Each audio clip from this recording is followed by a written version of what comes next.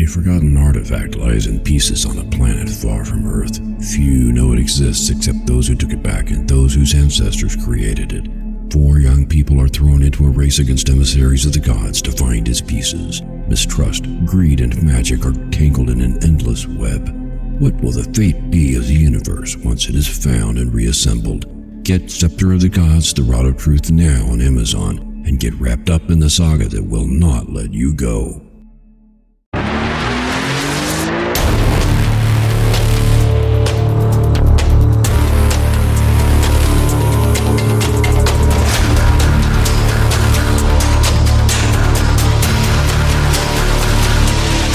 Good morning, and welcome to the Motivational Devotional, where we are merging motivation and spirituality to create a daily dose of confident positivity.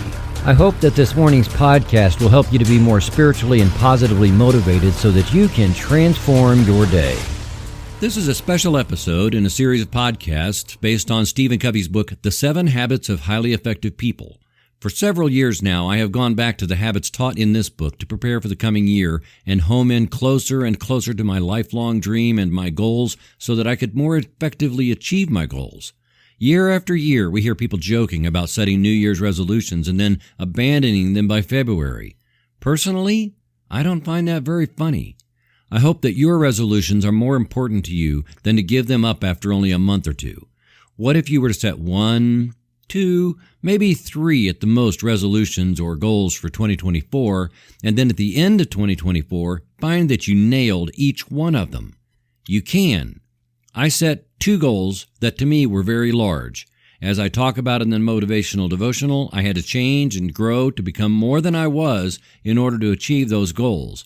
As I say this now, I have done that. I changed. I grew. I achieved.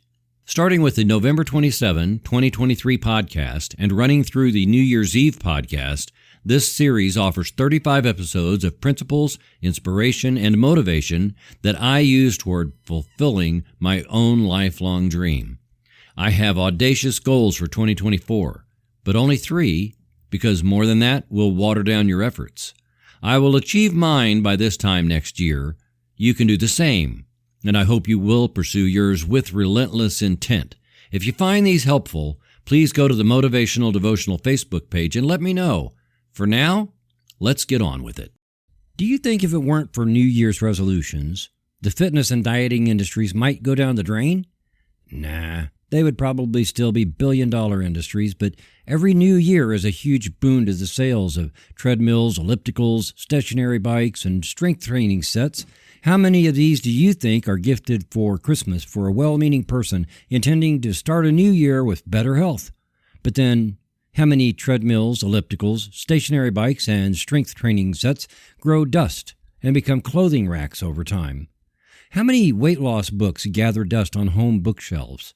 I have heard exactly what you have heard from people who say they just need to get more motivated to get back to the gym or get back to that class or get up earlier in the morning to work out.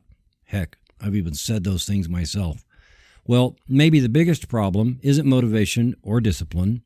What I've found is maybe the biggest problem with unresolved resolutions is purpose. If you set a goal to sharpen 100 saws this next year because you know 100 people with dull saws, how likely would you be to keep that goal? I mean, honestly, how passionate are you about saws or sharpening saws? Really? If you owned 10 saws and set a goal to keep them all sharp because your friends tell you how dull they are, but you don't use them much or at all, how likely would you be to keep that goal? Well, what if you learned that you could extend your life 1 year for every tree you cut down? If you cut down 5, you could live an extra 5 years. 100, and you could live an extra 100 years. What if you only had 1 saw, and so you set a goal to keep that 1 saw sharp 100% of the next year because every tree you cut down with it would add another year onto your life? Would you be more likely to keep that goal? I know I would. Isn't it amazing what a difference a clear purpose makes? True confessions here. I am the world's biggest chocoholic. I love sweets, and when I am writing, and I write a lot, I love having a bowl of M&Ms or chocolate bark or some kind of little snack chocolate there to pop while I write.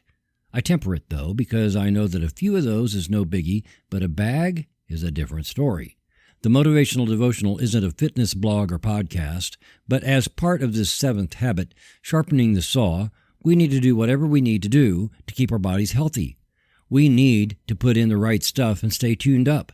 I've seen firsthand what happens when people let the body go, and it is not pretty. Amputations due to unregulated blood sugar, congestive heart failure due to decades of smoking, complications from back surgeries that would not have been needed if a person lifted properly and had better core strength. Keeping one's physical body sharp does not require that we train to become Olympic athletes on a world-class level.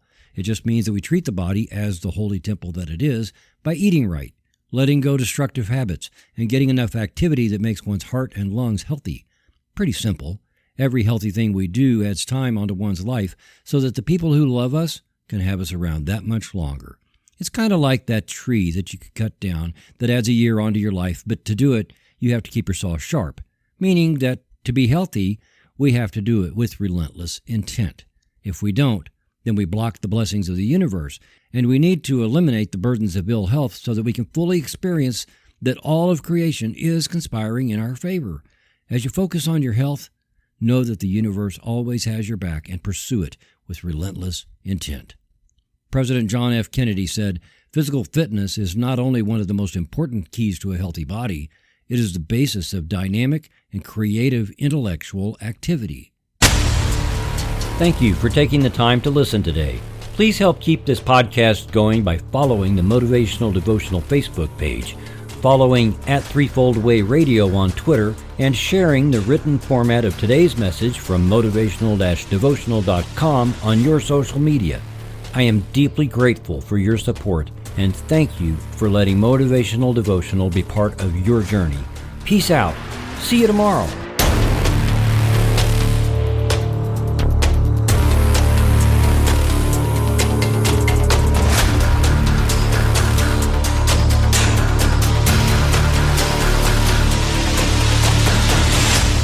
Motivational Devotional is a production of Threefold Way Radio, LLC.